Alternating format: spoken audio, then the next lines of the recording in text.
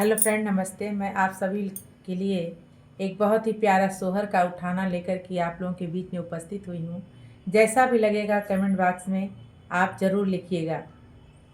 गोरे गोरे गलवा पे घूंघर वाला बलवा, ललना काहे रोवेला, हो ललना काहे रोवेला। गोरे गोरे गलवा पे घूंघर वाला बलवा, ललना काहे रोवेला, हो ललना काहे रोवेला।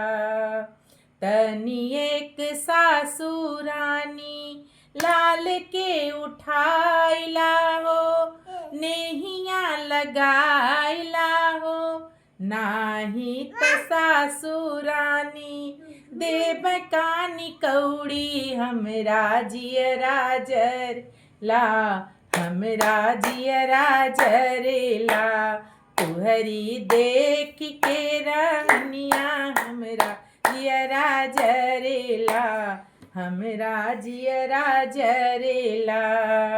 गोरे गोरे गलवा पे घूंघर वाला बलवा, ललना काहे रोवेला, हो ललना काहे रोवेला। तनी एक जीजी रानी लाल के उठाइला हो, नेहिया लगाइला, नाही त जीजी रानी देव कानी कौड़ी, हमरा जियरा जरेला, हमरा जियरा जरेला।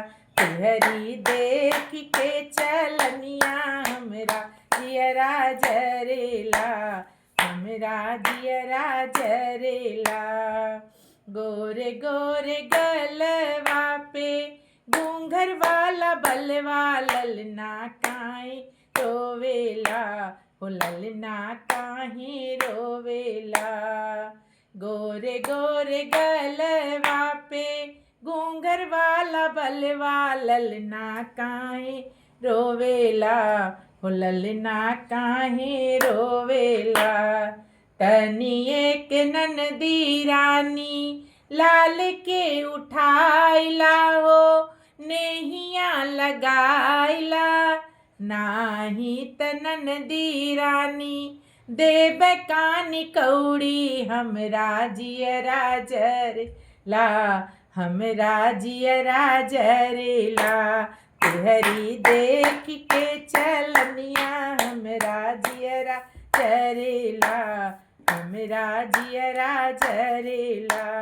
तुहरी देख के चलनिया हमरा जियरा जरेला, हमरा जियरा जरेला।